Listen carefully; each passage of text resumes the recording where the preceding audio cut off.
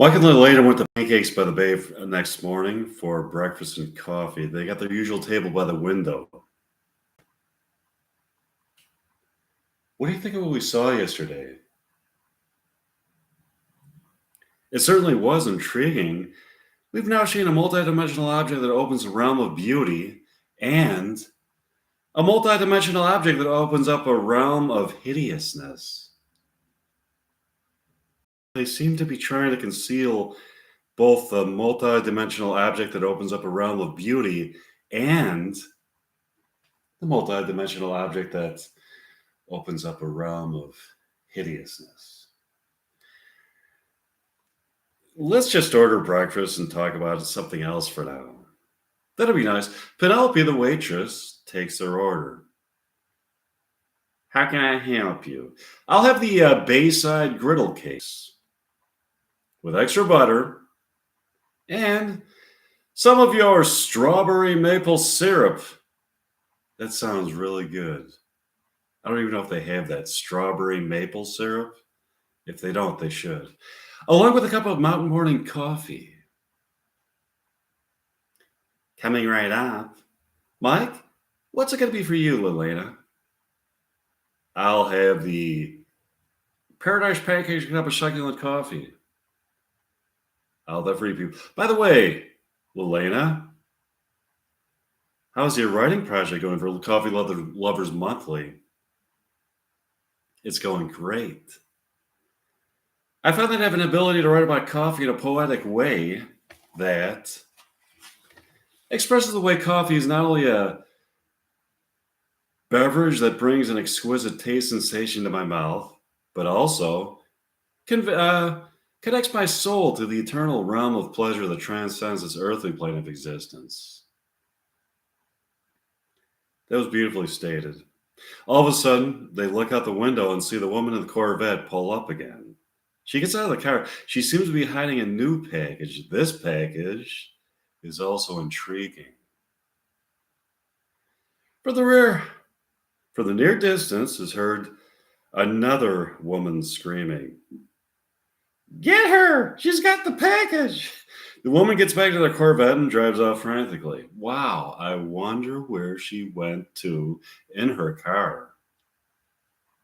I wonder what's in the package. Maybe top secret plans drawn up by aliens interested in taking over planet Earth. I'm sure we'll find out soon. Would you like to go back to my condominium and practice more William Shakespeare dialogue? Sure.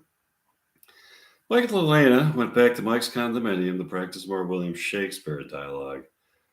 Mike and Lelena got up the next morning and went to Pancakes by the Bay for breakfast and coffee. They got their usual table.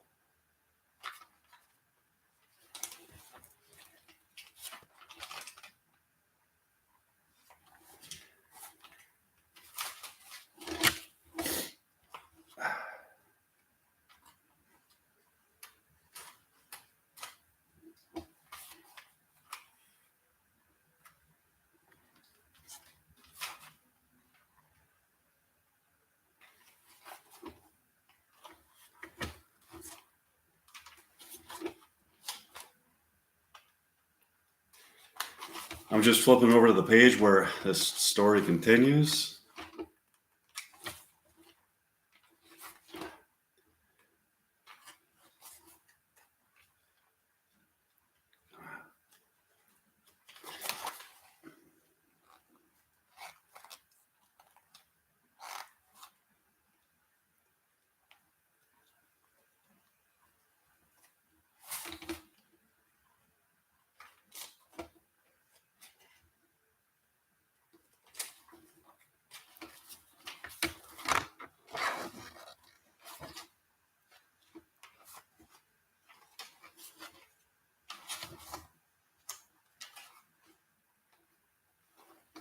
By the window, where they can look out upon San Francisco people. Penelope, their favorite waitress, takes their order. How can I help you? I'll have the Bayside griddle cakes with strawberry syrup and butter, along with some hash browns and a cup of Mountain Morning Paradise coffee. I'll have that for you. What's it going to be for you, Elena? I'll have the savory crepes with butter and maple syrup, along with a cup of ocean morning coffee. I'll have that for you, people. That pack is just so intriguing, isn't it? Yes, it sure is. Hey, look, Elena. It's Ethan Hawke, the guy who portrays Ethan Hawke in the state adaptation of Reality Bites, and the girl who portrays you, the Elena character, in the play. They approach them. Stay the fuck away from my woman, Charlie. She's my woman now, Ethan. I'm sorry, Ethan. I want Charlie now. You want Charlie? Charlie is the guy who portrays me in the state adaptation of Reality Bites, and I'm the real Ethan Hawke. I brought the character Troy Dyer into archetypal existence in Reality Bites. I'm in love with the archetype that you've created, but I'm truly in love with the archetype that you created as brought to life by Charlie. Sorry, Ethan. I get Sheila. You'll have to find yourself another woman, or maybe a prostitute if you get desperate. No. Sorry, Charlie. I'm gonna kick the shit out of you. Yeah? Yeah, watch me. A fight ensues. It gets bloody. Mike and Lelena look at each other. I can't watch this. Can you, Lelena? No, let's go back to your condominium and break some more William Shakespeare dialogue. Sure. Michael and Lelena went back to Mike's condominium and break some more William Shakespeare dialogue. Here, okay. Mike and Lelena sit in Mike's condominium overlooking the Golden Gate Bridge in a beautiful Pacific Ocean, glimmering in the light of the moon, and start talking. Isn't it amazing that Ethan Hawke is in a fight with the guy who portrays him in the state adaptation of Reality Bites?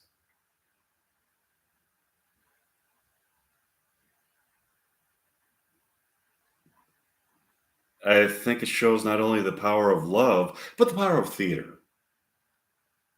Ethan Hawke brought Troy Dyer into existence in the archetypal realm where Reality Bites exists, and his portrayal was so convincing that he fully embodied the character to the extent.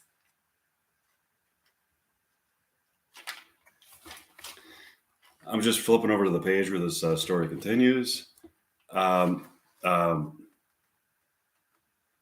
Wait, to the extent.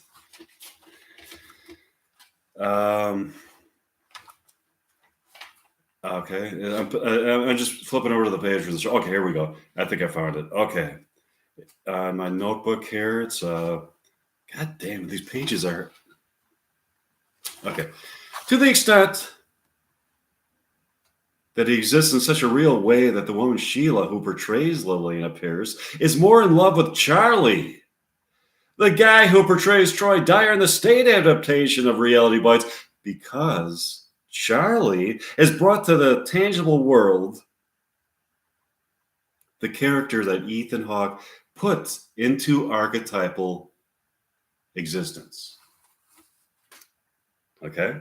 That shows the power of theater. The power of love is manifest in the passionate fight that Charlie Tamlinson and Ethan Hawke are engaged in over Sheila Henderson, the woman who portrays Lelena Pierce in the state adaptation of Reality Bites. Yeah, that is far out. Hey, look, Mike. Do you see that? By the Golden Gate Bridge? Yeah.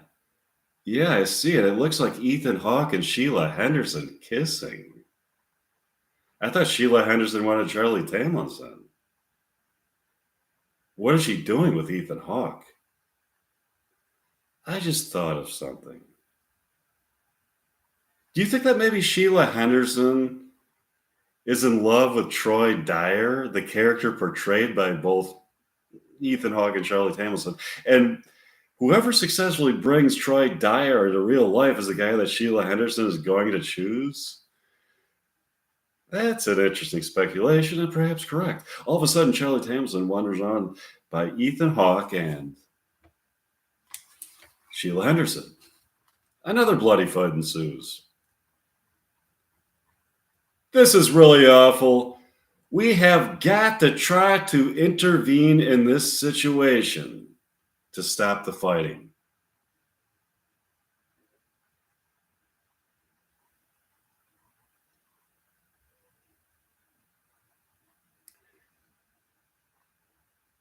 Do you have any ideas about what we can do about it?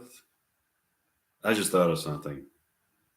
We can put on a play at Pancakes by the Bay, which will be a stage adaptation of Reality Bites. This play will run for several months as a competition between Ethan Hawke and Charlie Tamlinson to see who brings Troy Dyer into who brings him into tangible existence.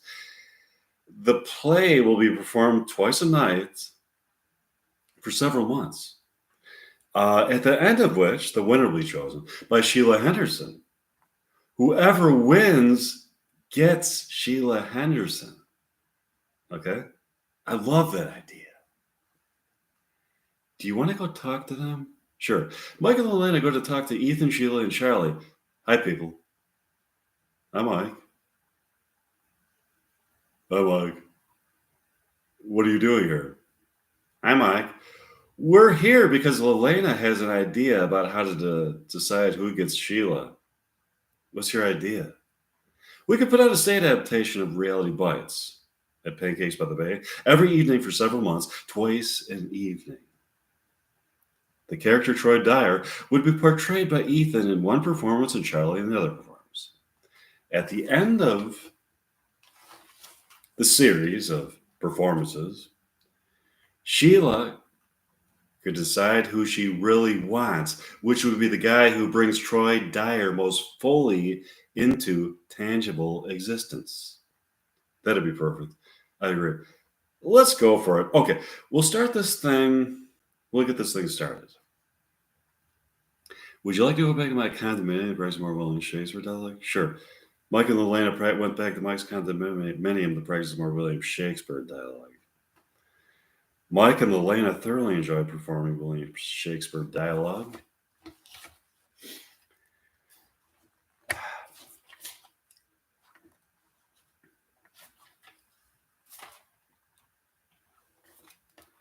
And talked into the evening.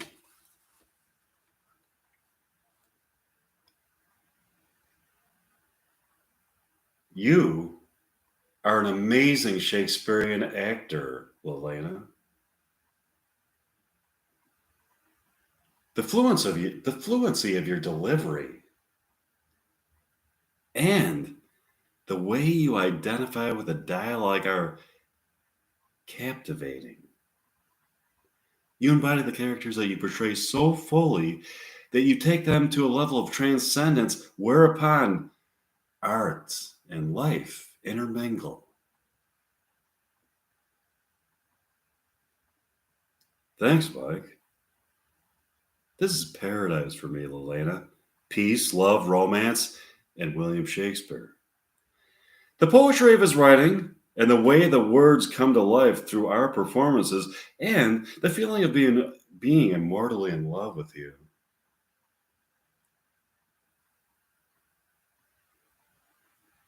That was beautifully stated, Mike. Do you want to go to Pancakes by the Bay tomorrow? Sure. Mike and Elena went to Pancakes by the Bay the next day and got their usual booth by the table. I mean, their usual booth by the table, booth by the window.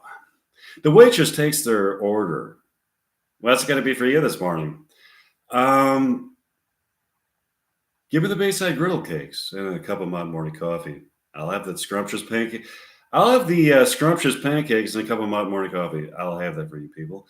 All of a sudden, Mike and Elena look out the window and see the same woman pull up in her Corvette. She gets out of the car with the package in her hands and looks directly at them. She opens up the package, and Mike and Elena can see inside of it. In it, there seems to be an object of a color they have never seen and um, a shape they have never seen. This object is an object that can only be seen from a plane of existence that is beyond the four dimension that is beyond the four dimension of ti- that is beyond the four dimensions of time and space.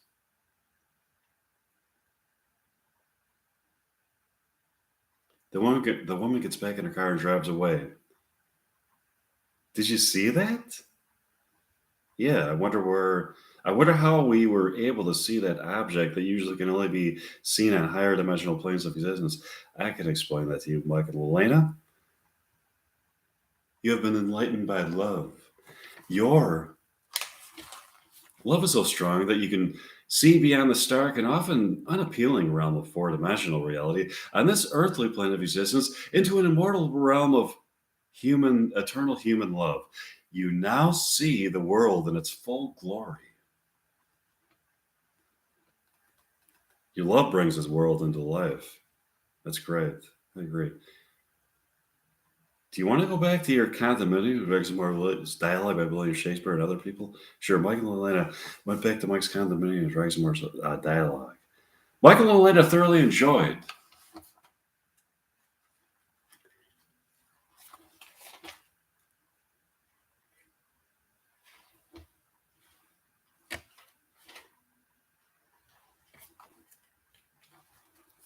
the performing of William Shakespeare and other people's dialogue and talked into the evening. Would you like a beer, Elena? Sure. What do you have? I have some Anchor Steam California Lager. Awesome. Mike goes to the refrigerator to get them a beer. To get them beer. What do you think about when you're here all alone? I look at the Golden Gate Bridge and see lovers hand in hand, and then look up at the sky. I have a telescope that brings into focus distant planets, but you can only see them as light images. That's only a view of planets in our galaxy. I think about planets in other galaxies and the possibility of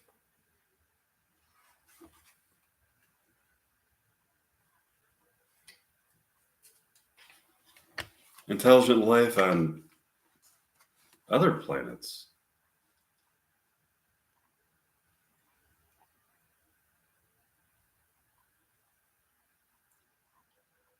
We haven't found intelligent life in our galaxy so far.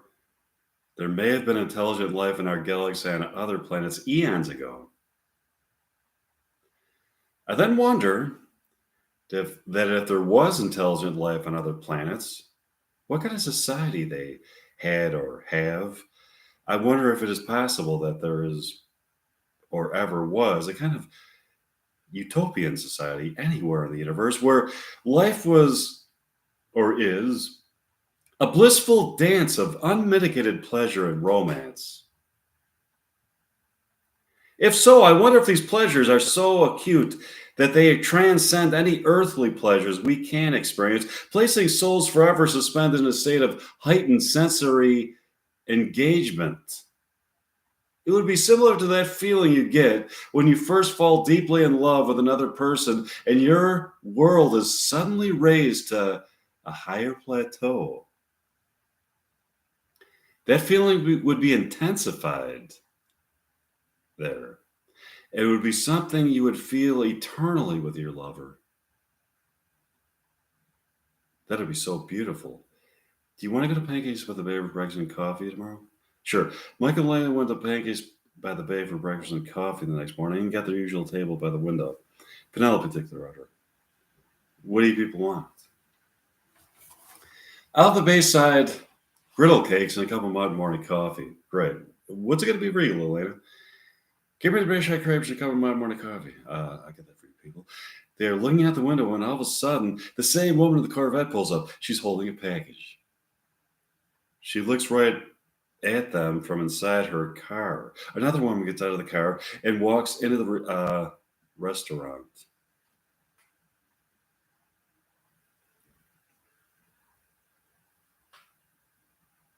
She looks at them directly sitting at the table. Can you guess what's in this package? She then saunters out of the restaurant, keeping her head in the same position, staring at them while the whole way to the car. She screams and laughs at a high volume, and the car races away. That was weird. Yeah. Would you like to go back to my condominium and break some more dialogue? Sure. Mike and Elena went back to Mike's condominium and break some more dialogue. Mike and Elena got up the next morning and went to Pancakes by the way from breakfast and coffee. They got their usual table by the window. Penelope, their favorite waitress, took their order.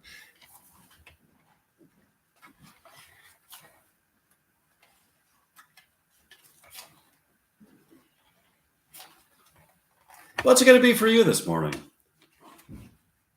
Give me the Bayside Griddle cakes and a cup of mountain morning coffee. Got it. What'll you have?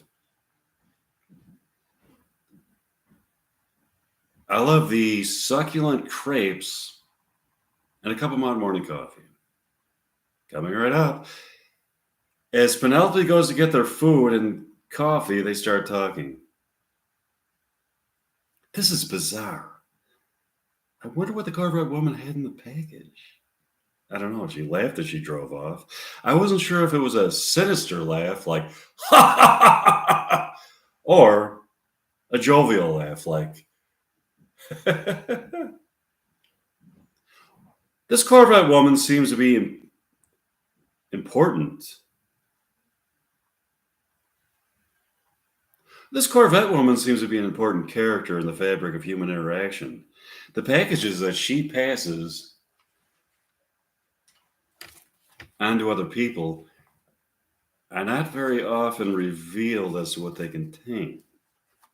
But when they are, seem to demonstrate that their contents are extremely important. I agree. All of a sudden, Penelope, the waitress, comes up to them. Hi, Penelope, what's up? Hi, Mike. Hi, Lynette. Can I let you people in on something? Sure. What is it, Penelope?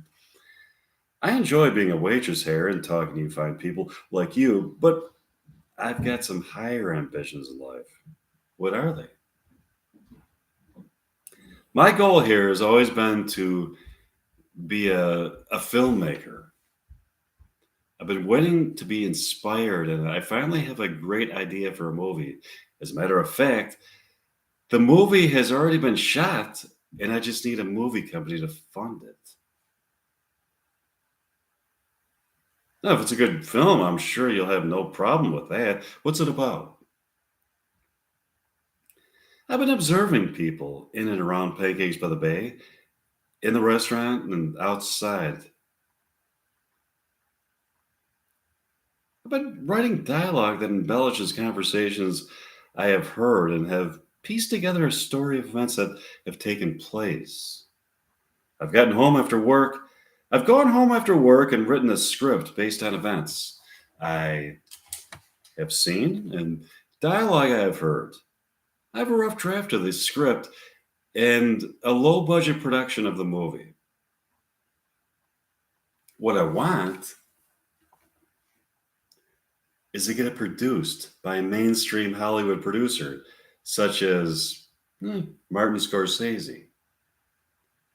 That's wonderful, Penelope. I hope you achieve your dream.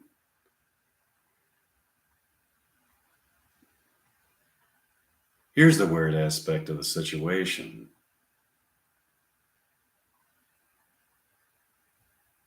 In observing these people about and writing a story about them, I found something very disturbing. What? There's been a murder.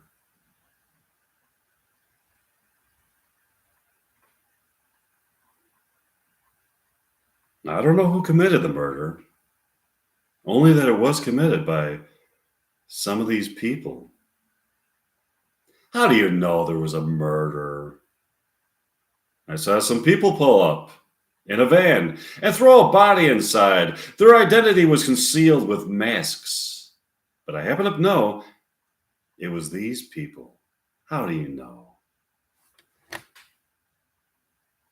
A hat that several of these people have been wearing to the restaurant. They are taking turns wearing the same hat on different days. The people in the van, when they drove off, accidentally dropped this hat. I retrieved this hat and compared it to the hat as seen by security cameras. Okay. Indeed, a close analysis has revealed this to be the same hat.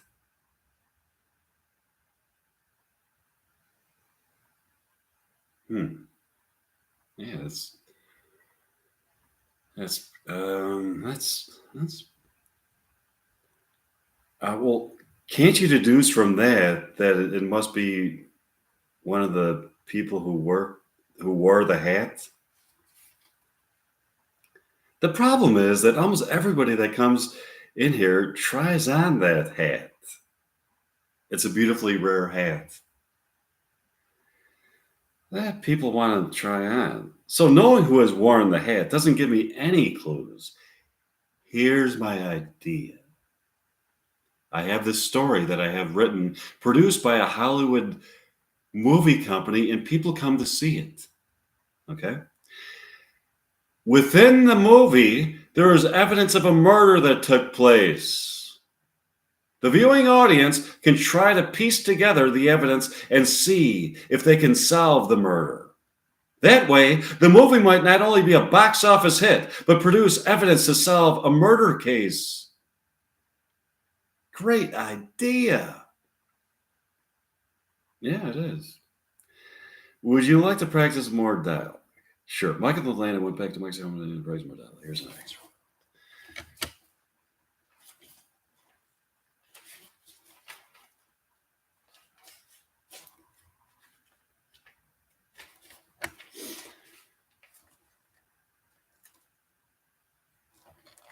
Mike and Atlanta went to Pancakes by the Bay the next morning for breakfast and coffee. Penelope took their order. What's it going to be this morning? Give me the hot morning coffee and Bayside griddle cakes. And for you, give me the hot morning coffee and Bayside crepes. Sure, I'll have that for you. Have you thought about the murder yet?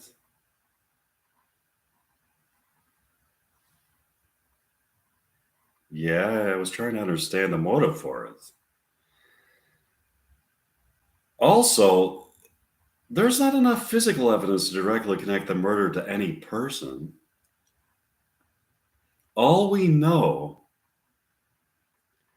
is that it was committed by a person who was wearing the same hat that people have been taking turns wearing.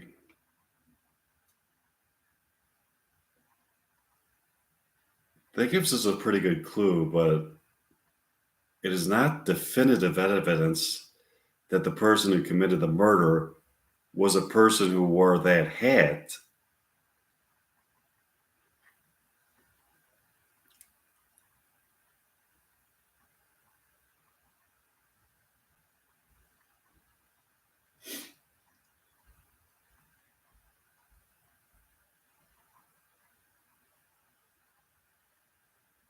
Yeah, they were wearing that hat when we saw them throw the dead body in the van, but we don't know the circumstances where they got the hat. Somebody left some kind of pamphlet on the table. What is it? Lolanda looks through the pamphlet. It looks like it's some kind of invitation to a pagan ceremony. They're honoring the pagan deity Gorgon. That might be a clue. There are pagan religions that believe that human sacrifice can confer immortality to a person if it is offered up to the gods. I don't believe that myself, but there are crazy people out there. Maybe some of the people who have been coming here are part of a pagan religion that sacrifices human beings to Gorgon. We should try to observe some of these people more closely in the future to see if they seem suspicious. Yeah, do you want to go back to my condominium to practice more like William Shakespeare dialogue? Sure. Michael and Lana went back to Mike's condominium to practice more dialogue. Mike and Lana thoroughly enjoyed their dialogue performances. And talked into the evening. What a beautiful night it is. It is, isn't it, Lana? It's a night that invites lovers into the warm embrace of the ocean breeze that massages the body and soul of transcended people. That's what I was thinking. A warm late June evening by the San Francisco Bay with my goddess of love.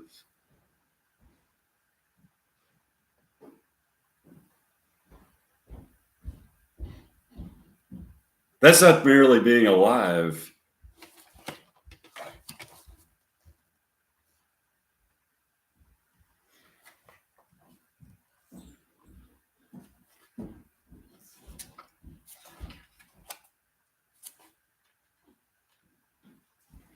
That's living. Have you thought at all about the murder of the pancakes by the bay?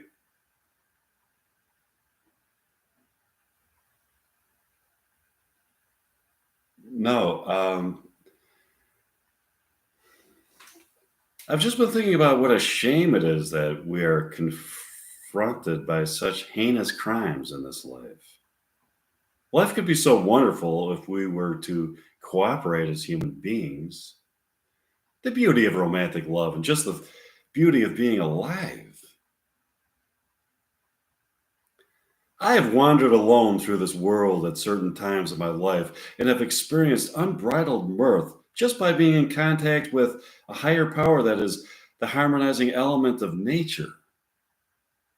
I believe that if I believe that we were spawned by an immortal fire and shall return to this immortal fire to repeat the cycle of birth and death.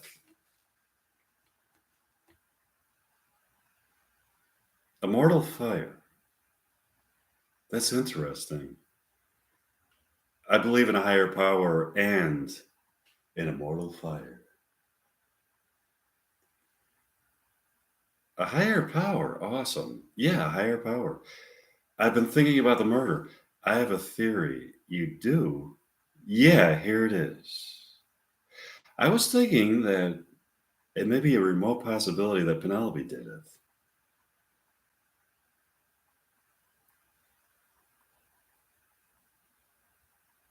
Penelope the waitress? Oh, come on. She wouldn't do it. She's been trying to solve the murder by filming a movie about it that gives people clues as to who committed the murder. What if she was only filming a movie to solve the murder case only as a way to cover up for herself, the person who committed the murder? You might be onto something, Lilena. There is a certain amount of plausibility to that. Do you want to go to Pancakes with the Bay tomorrow with breakfast and coffee? Sure. The next morning arrives and Michael and Lilena went to Pancakes with the Bay. Penelope's the observer. How can I help you? I'll have the Mountain Morning Coffee and the Bayside Griddle Cakes. What's it going to be for you? Lilena? I'll have the Mountain Morning Coffee and Bayside Crepes. Coming right up. How's the film project coming, Penelope? Good. I'm in talks with some Hollywood producers at the moment. Nice talking to you, Penelope. Likewise. Penelope goes to get their food. Does Penelope seem suspicious as a murder suspect? Not really, but it came to mind that if she was the murderer, filming a movie about the murder in order to give people clues about it would be a good way to cover herself up. I agree, but that doesn't necessarily give us much evidence that she is the murderer. I agree, but I think it's a remote possibility. Let's see if we can analyze her behavior. Yeah. We could see if we could see if she would have any motives for murder. Penelope comes back with her breakfast. Here's your grub. Here's your grub and coffee. Thanks, Penelope. She doesn't seem violently angry to me. No, she doesn't. Do you want to go back to your condominium and practice more dialogue? Sure. Mike and Lynn went back to Mike's condominium to practice some more Here, here's next. Mike and Lelena went to Pancakes by the Bay for breakfast and coffee the next morning. Penelope, their favorite waitress, took their order. What's it going to be for you this morning, Mike and Lelena? Give me the Bayside griddle cakes and a cup of mountain morning coffee. Splendid. What's it going to be for you, Lelena? Give me the Bayside pancakes and a cup of morning coffee. I'll have that for you people. Penelope went to get their food and as they talked.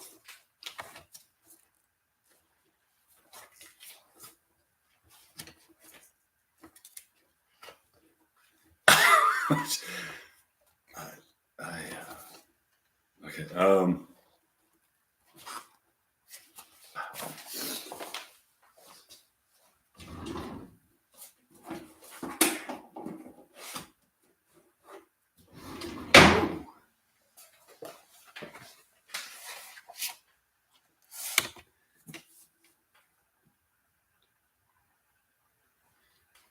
Do you see anything in Penelope's behavior that would arouse suspicion? No, if she is the murderer, she's hiding it. Oh, here comes Penelope with our food. Here's your griddle. Here's your pancakes, griddle cakes, and coffee. Thanks, Penelope. Lelena looks out the window when the same woman in the same Corvette pulls up. She stops and looks into the restaurant. And her eyes glow with an intensely luminous light that emits a spectral essence. For a moment, she doesn't seem to have eyeballs in her sockets, but strictly a brilliant light emanating from each socket. Penelope looks at her with the same type of phosphorescent light being emitted from her eye sockets. Suddenly, the light from both of her eye sockets dissipates, and the eyeballs return. The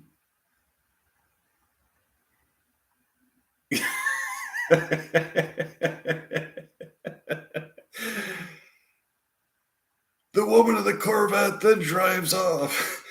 What was that, Penelope? What was what? I saw some kind of light being emitted from your eye sockets.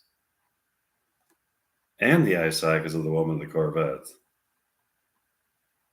My eye sockets. If you were looking at them, all you would have seen were my eyeballs. No, Penelope, we saw light emanating from them. That's bullshit. Would you like more coffee? Yes, please. I would like some. Penelope goes back to get them some more coffee. Do you want to go back to my condominium? Sure. Mike and Lillian went back to Mike's condominium to talk.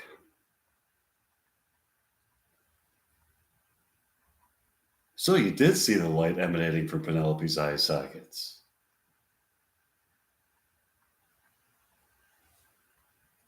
I sure did. For a moment, there were no eyeballs in her eye sockets, just light emanating from them.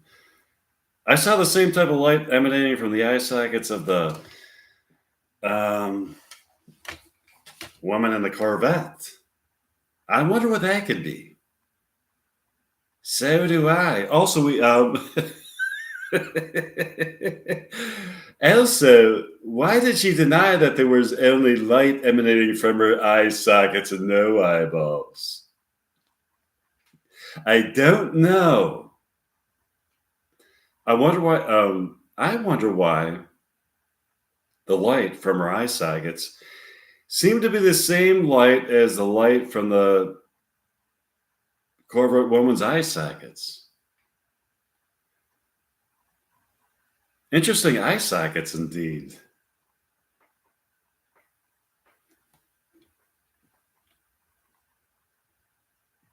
Would you like to practice some more William Shakespeare dialogue? Sure. Michael and Lana practice some more William Shakespeare dialogue. The next morning arrived, and those present had pancakes with them. They were wondering where Mike and Elena were. The only person there who knew where Mike and Elena were was Penelope, the waitress, who was among the people who psychically transported them to the realm where Beetlejuice 2 takes place. A couple named Herbert and Blanche come into the restaurant and sit down at a table. Where's Mike and Elena? They're always here on Tuesday mornings. Herbert? Yes, what is it, Blanche?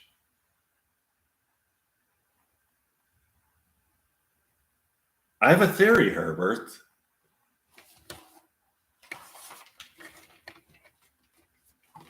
A theory? About what, Blanche? A theory about the murder. Is Penelope around? No, she won't hear us, Blanche.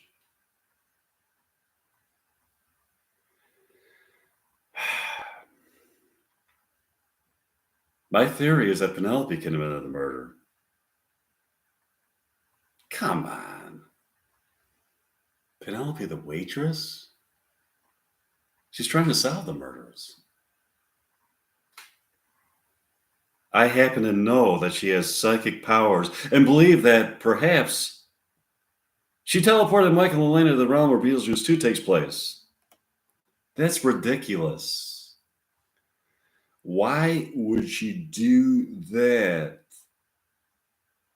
Because they suspect that she is the murderer.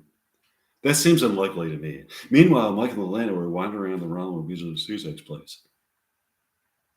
How did we end up here with Elena in the realm where Beetlejuice 2 takes place? I don't know, but we need to find a way back. This is astonishing. I just saw something astounding happen. What? For a moment, some kind of image presented itself to me through what appeared to be a transom, connecting the realms where Beetlejuice 2 and Reality Bites 2 take place. That is astounding.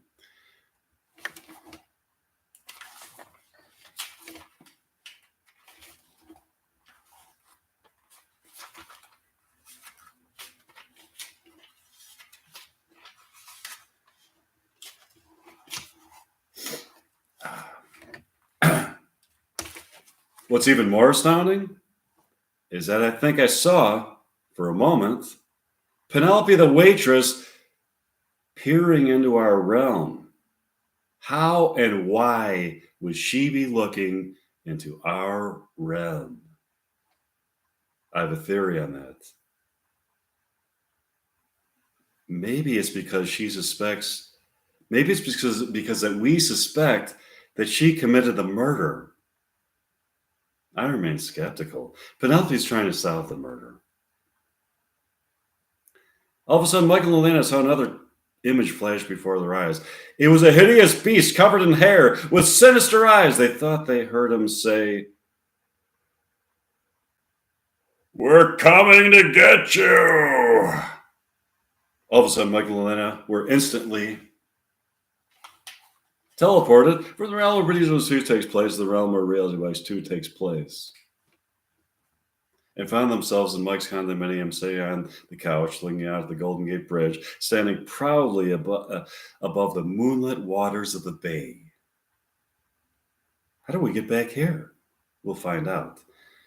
Would you like to practice some more dialogue? Sure, Mike and Elena practice more dialogue. Here's an exit from it. Mike and Elena got up the next morning and went to Pancakes by the Bay for breakfast. Penelope takes their order.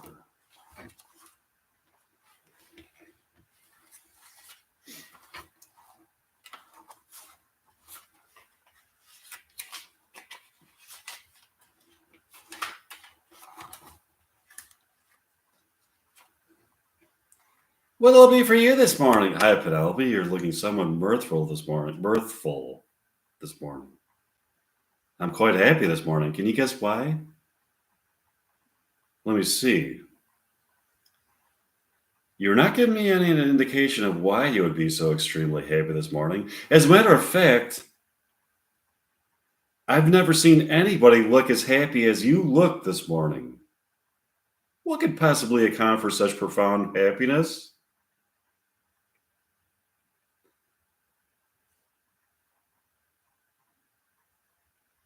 I'm unclear about this myself, Penelope. You look so fucking happy. I mean, so fucking happy. I've never in my life seen another human being look so happy.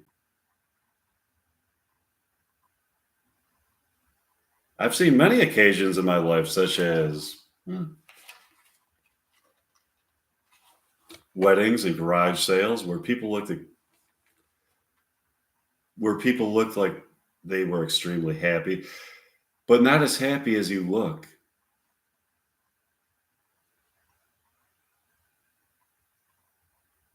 When I look into your eyes, I could see some kind of light of meaning and significance, as if all of the deep existential questions that you've been pondering for a lifetime have been answered by some higher power who has brought you into fields of uncompromising beauty, adorned with colors you've never seen, emotions you've never felt, tastes you have never tasted,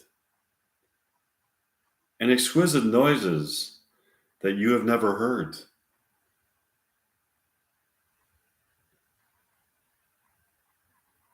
Where you have found a heightened plateau to live upon. Wait a minute. Did you say that people at garage sales look happy? Yes, I think that people at garage sales, both customers and proprietors, look extremely happy. Why would you be so happy at a garage sale?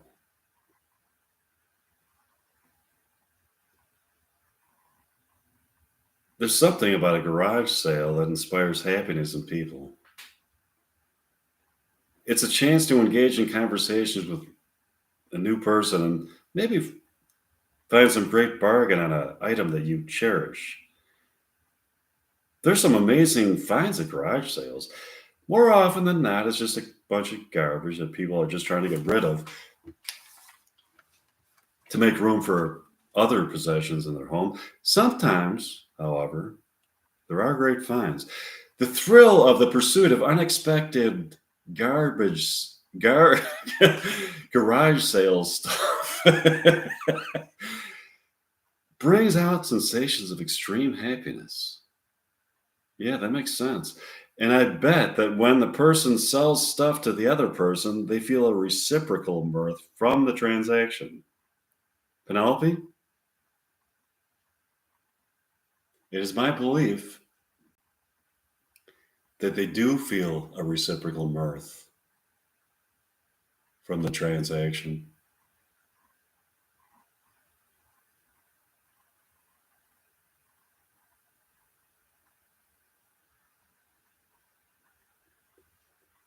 Now, getting back to my question, why are you so happy?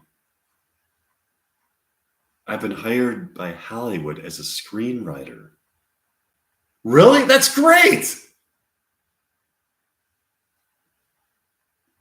Yeah, they love the documentary that I filmed about solving the murder mystery that took place here outside of Pancakes by the Bay. That's awesome.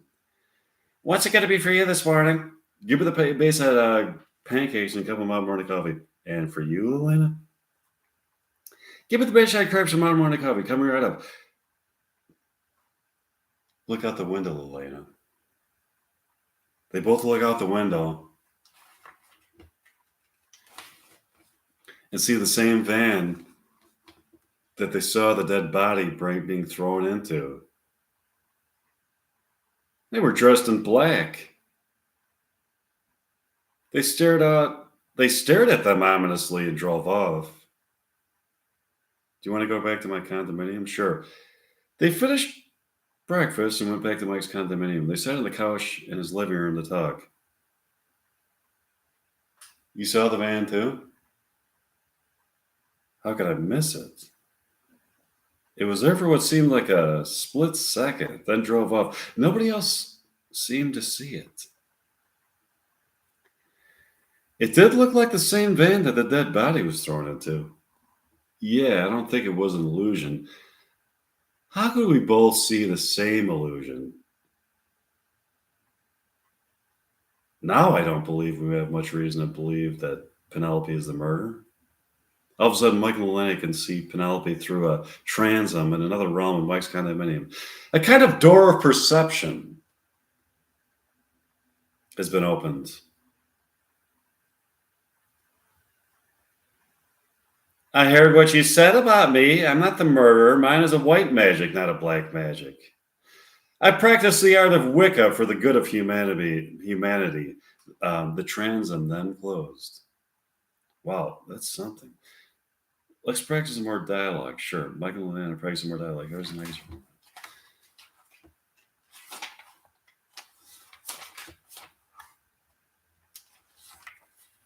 Michael and Elena got up the next morning and went to Pancakes by the Bay for breakfast and coffee. Penelope did the order. Good morning, Mike and Elena. Good morning, Penelope. It is a beautiful morning, isn't it? Yes, it is. What a great time of year to be in San Francisco, like early June. It feels good to be alive. It feels so good to be alive. We're hungry, Penelope. Yes, Layla. What's it going to be for you this morning? I'll have the Bayside Griddle cakes and a cup of Mount Morning coffee. Sure. What's it going to be for you, Mike?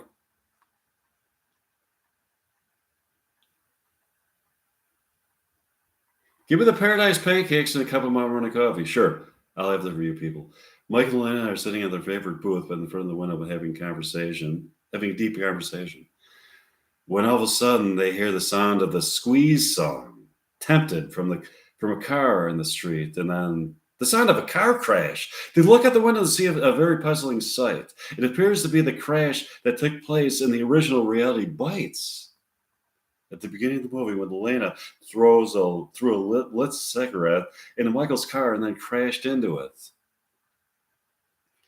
It appears to be exactly that scene unfolding, but somehow spliced into Reality Bites on the street in front of Pancakes by the Bay in San Francisco. The same chain of events takes place in a new context. Michael, Elena, and Vicky get out of the cars and go to Pancakes by the Bay to sort through the situation.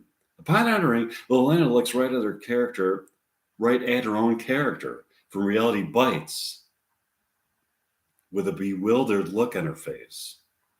Elena from Reality Bites looks back at her. Elena, Vicky, and Michael grab a table. I'm so sorry for these unfortunate circumstances. What's your name? It's Michael Grates. I'm so sorry. That's a nice fucking car. It's too bad it's just a lump of mangled steel now after I got to it. What a beautiful car that was before I destroyed it. How can I make it up to you? Let me see. I don't know. You're such a nice person, so darn cute. Why don't you just buy me some pancakes and coffee and maybe get me a bus pass that covers the Houston area? Thanks for being so forgiving, Michael. That's a display of unbelievable character. I turned your car into I turned your beautiful car into a lump of mangled steel, forcing you to take a miserable 2-hour bus ride to work every day with a God only knows what kind of schizophrenic people you might be on the bus with. And you accept my apology to be served up with pancakes.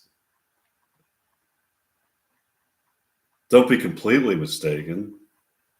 I am fuming inside, but your pancakes and your beautiful face somehow improves my mood. Can I also get a date out of this? No. No! You destroyed my car. You're going to give me a bus pass, and I can't even get a fucking lousy date out of it? No, thanks.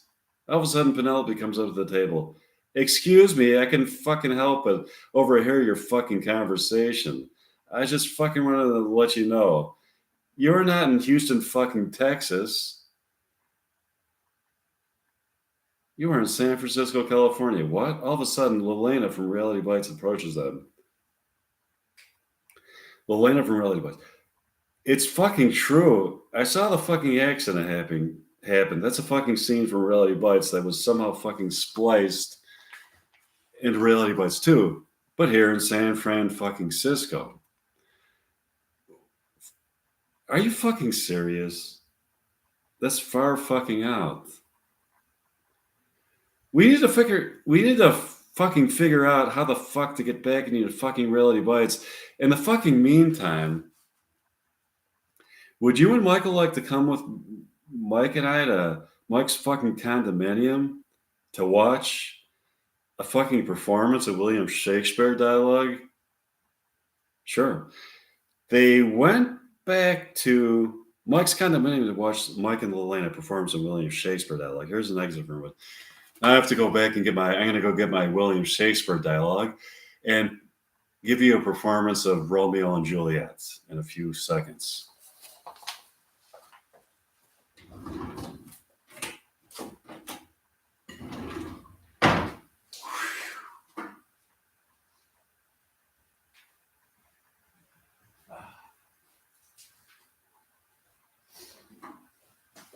Okay.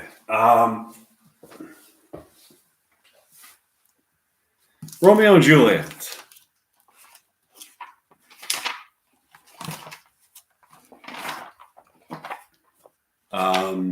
Where the fuck is it? Wait a minute. Okay.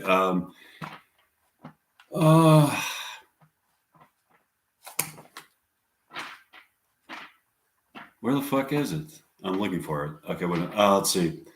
It's somewhere. Oh, here it is. Okay. Let's see. All right. Act 2, Scene 2, Capulet's Orchard. Enter Romeo. He just has scars that never felt a wound. Enter Juliet above the window. But soft, what light through yonder window breaks? It is the east. And Juliet is the sun. Arise, fair sun, and kill the envious moon who is sick and pale with grief.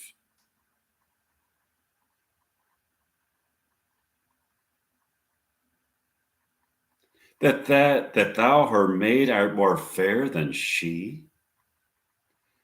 Be not her maid, since she is envious. Her vestal ivory is but sick and green, and I would fools to wear it. Cast it off, it is my lady who is my love. Oh, that she knew she were.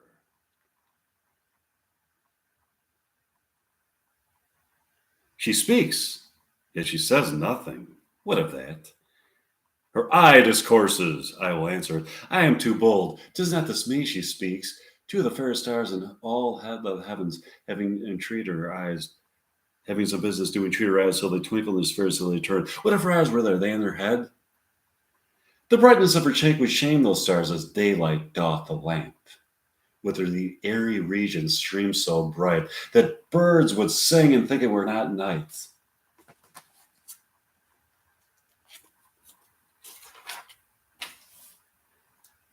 See how she leans her cheek upon her hand? Oh, that I were glove upon that hand, that I might touch that cheek. And she speaks, oh, speak again, bright angel. For thou art as glorious to this night, being over my head as a winged messenger of heaven, and the white entrepreneur wonders of more as the following. Okay, I'm just going to go to the. Wait a minute. I'm going to. Let's see.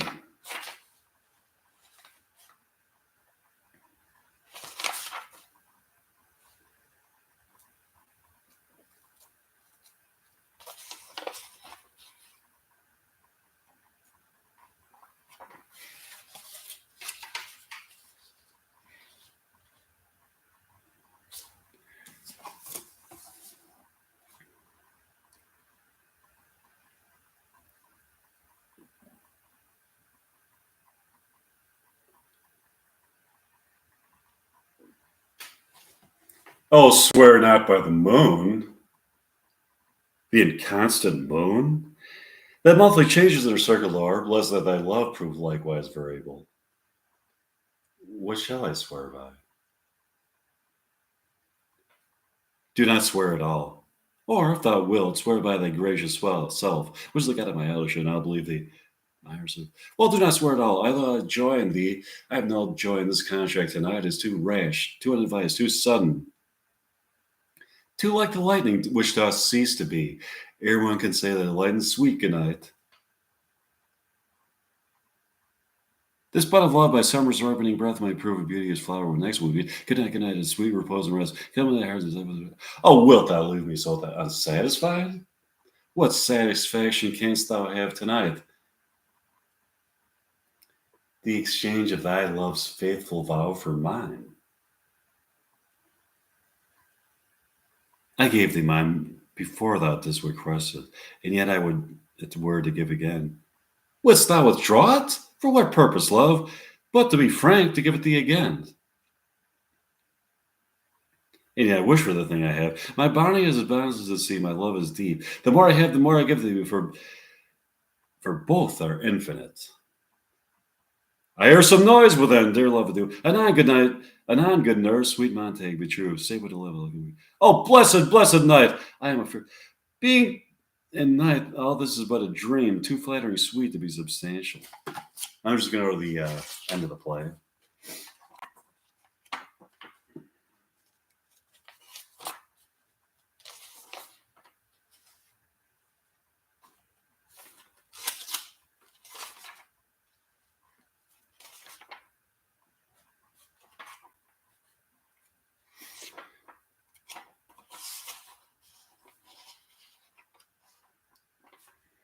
Give me that mattock and the wrenching iron.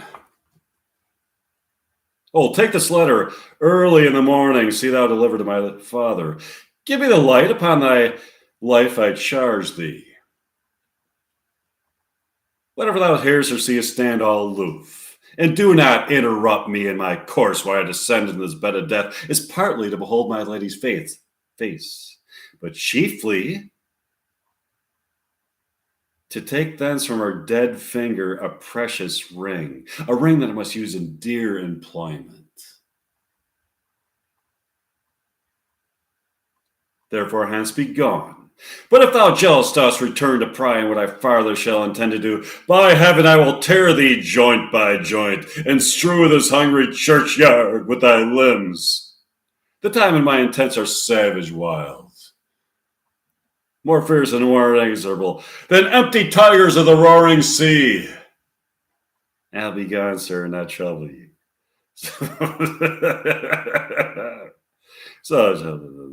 blah blah blah blah blah blah. Let's just go right to the end of the play. Okay.